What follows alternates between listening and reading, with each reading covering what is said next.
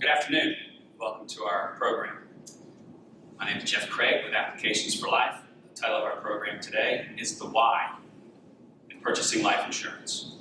What we found is when we employ a baseline planning methodology for affluent clients, the understanding and the action to execute is much easier for them. So let's start with why. Why don't clients understand the value of life insurance as advisors present it? We know how powerful and impactful it could be. I believe there's a myriad of reasons.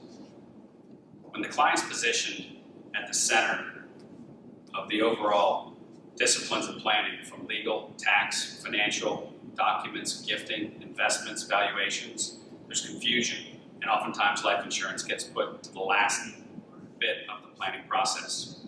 There's also some misunderstandings of life insurance. So why don't clients act on these recommendations? Are they self-insured? Are they content that the kids will get enough? Have they hit their head on the ceiling of complexity? Has it become cumbersome and distasteful?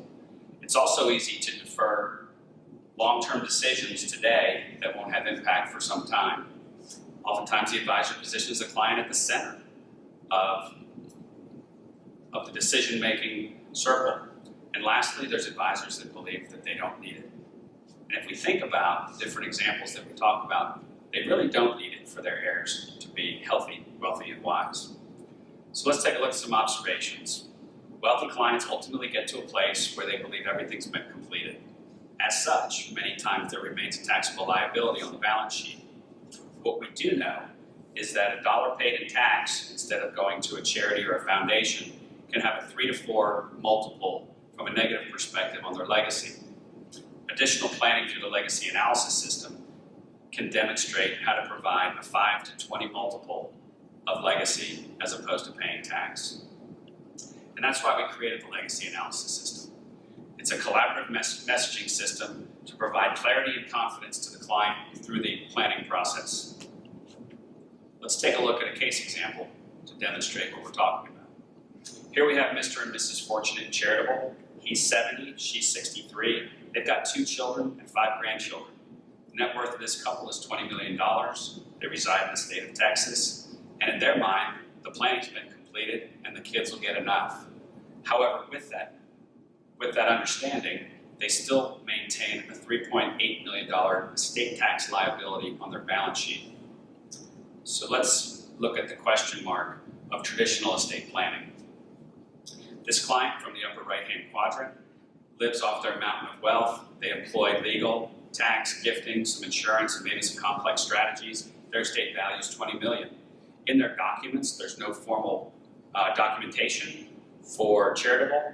So upon the second death, there's $3.6 million estate tax liability. Their heirs will ultimately end up with $16.4 million. Now, these clients have done a wonderful job of providing significant financial resources to this client. But if, in fact, that's the number that the heirs are going to get, I wonder if there isn't a way to provide a more efficient manner to net the heirs the same and convert taxes to charity. So in the chart behind me, what you'll see in the dark blue column is that under all of our planning strategies, the heirs will net the same amount as under current planning documents and balance sheet. However, we've been able to convert taxes to charity. So under their current scenario, the $20 million estate nets the heirs 16.4, and we've got a $3.6 million estate tax. At the end of the day, $16.4 million remains with the heirs in the form of inheritance with no current charitable contribution.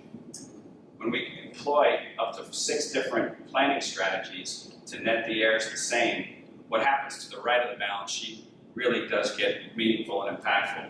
In this case, we've been able to reduce the estate tax by 2/3. We've been able to increase or open up their legacy and charitable desires by $6 million without impacting what the heirs get. And when we add the inheritance plus the charitable contribution together, we end up netting $22.4 million that remains in the community in the form of charity and inheritance. We do, in fact, want the client to understand what the impact is of estate taxes. And if that $3.6 million was put through the federal government's budget, A lifetime of efforts, the $3.6 million would be spent in under 30 seconds. And what if we were able to reposition that reposition the estate tax liability into their favorite organizations? What the legacy system has quantified is that over the course of planning through the next 20 years, repositioning 3.6 can have as much as 7.2 million of impact on their community. Typically when we have this conversation with the clients, they really had no idea that this was available without impacting what the kids were going to get.